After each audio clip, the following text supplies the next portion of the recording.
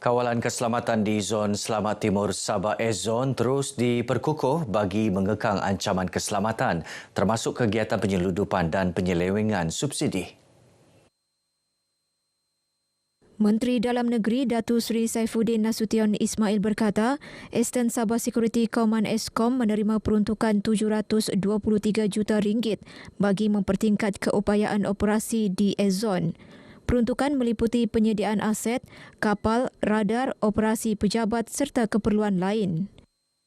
Hakikat bahawa kita boleh mengesan tentang dalam operasi itu menunjukkan berlakunya kegiatan ketirisan dan penyalahgunaan subsidi, penyeludupan dan sebagainya menunjukkan bahawa peri pentingnya penguasaan itu diteruskan. Termasuklah di kawasan S-Zone. Beliau menyatakannya selepas lawatan dan tinjauan keselamatan di beberapa lokasi dalam kawasan S-Zone bersama delegasi perwakilan asing. Dalam pada itu, Datuk Seri Saifuddin memaklumkan operasi penguatkuasaan di Sabah akan terus diperkasa. Sehingga 30 Jun lalu, nilai rampasan hasil operasi penguatkuasaan di S-Zone mencecah RM23.37 juta. Terdahulu mengulas tinjauan keselamatan bersama delegasi perwakilan asing ke S-Zone, Datuk Seri Saifuddin menyifatkannya sebagai platform memperkukuh keyakinan masyarakat antarabangsa terhadap tahap keselamatan di kawasan berkenaan. Harapan kami, mereka kemudiannya kalau negara mereka ada mengenakan travel advisory, ekoran insiden 13 tahun dulu di Lahad Datu, mereka pada akhir lawatan dan diperlihatkan sendiri tentang status keadaan keamanan dan ketenteraman dan potensi kawasan ini terutama di segi sektor pelancongan, mereka kemudiannya akan membantu untuk menerangkan kedudukan sebenar. Delegasi asing turut menzahirkan penghargaan terhadap usaha Eskom dalam memastikan keselamatan S-Zone kekal terpelihara. From what I've seen on this trip, the work that Eskom is doing is really exemplary and we're really impressed by it. So we hope that the situation will be improving in this area because there's a lot of potential in the touristic field. There are a lot of Italians coming in the Sabah region. So we hope that the situation will improve and the safe. Terdapat 14 wakil diplomatik dan perwakilan asing menyertai program ini, antaranya England, Itali, Belgium, Austria, Perancis, Republik Czech, Slovakia dan Amerika Syarikat. Kempen Satu Rumah Satu Jalur Gemilang terus diperkasa bagi menyemarakkan semangat patriotisme sekaligus menghargai perjuangan tokoh terdahulu dalam mempertahankan kemerdekaan negara.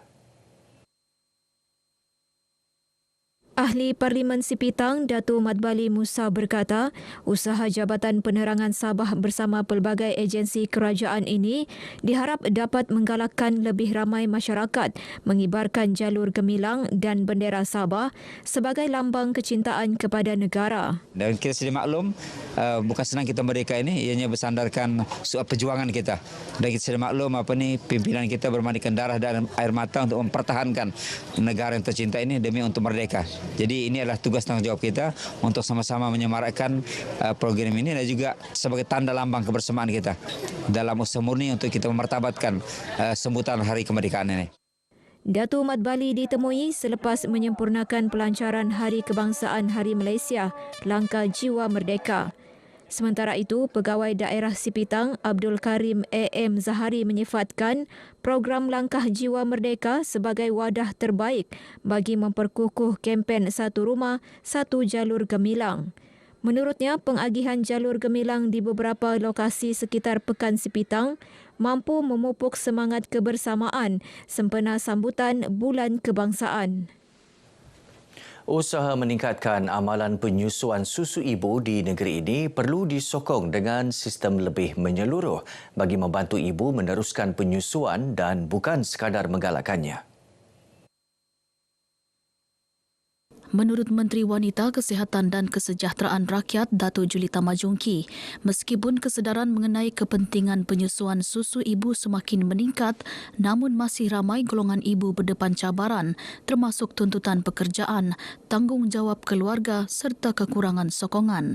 Justru kejayaan penyusuan ibu memerlukan komitmen semua pihak termasuk keluarga, majikan, komuniti, petugas kesihatan dan kerajaan demi memastikan setiap ibu mendapat sokongan sewajarnya.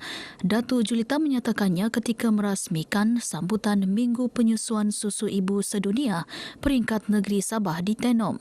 Turut dirasmikan Konvensyen Ahli Kumpulan Sokongan Susu Ibu Negeri Sabah 2026.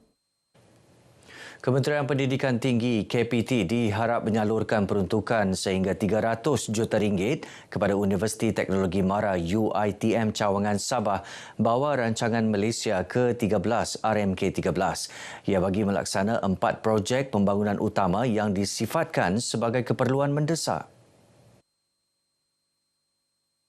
Rektornya Profesor Madya Dr. Rozita Mohamed berkata, permohonan dibentangkan sempena lawatan Ketua Setiausaha KPT ke kampus berkenaan bagi menilai sendiri keperluan pembangunan universiti.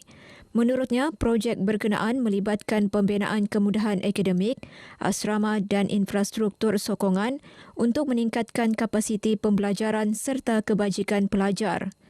Pembinaan jalan baharu ke kampus juga diharap diberi keutamaan untuk menggantikan laluan sedia ada yang kurang sesuai selepas penutupan jambatan utama. Hari ini saya juga telah pun bentang sebenarnya 4 projek itu di KPT, sebenarnya 5, tapi yang saya melihat yang must have itu ada 4 dan kita cuba bid lah hari ini. Kalau kita boleh dapat dalam 300 juta ataupun lebih, itu syukur Alhamdulillah.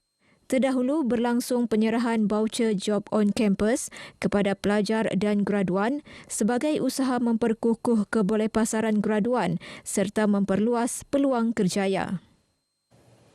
Kemenangan tanpa bertanding Datuk Seri Panglima Dr. Joachim Gunsalam sebagai Presiden Parti Bersatu Sabah PBS bagi sesi 2026 hingga 2029 bukti keyakinan serta kesepakatan ahli parti terhadap kepimpinan beliau. Bercakap di Kota Kinabalu, Datuk Dr. Joachim menzahirkan penghargaan atas kepercayaan diberikan dan beriltizam menggalas amanah dengan penuh tanggungjawab. Tegasnya kejayaan parti bergantung kepada kerjasama semua pemimpin serta ahli di setiap peringkat. Amat berterima kasih kepada semua perwakilan yang mencalonkan saya sebagai Presiden. We'll try to do the best, but I'm very sure with the help from all the division, all the other senior leaders in the party, or the upcoming leaders in the party, I'm sure we can progress further with the Parti Bersatu Sabah. PBS fokus kekal bersama Gabungan Rakyat Sabah GRS demi memastikan kestabilan politik serta agenda pembangunan negeri demi kesejahteraan rakyat.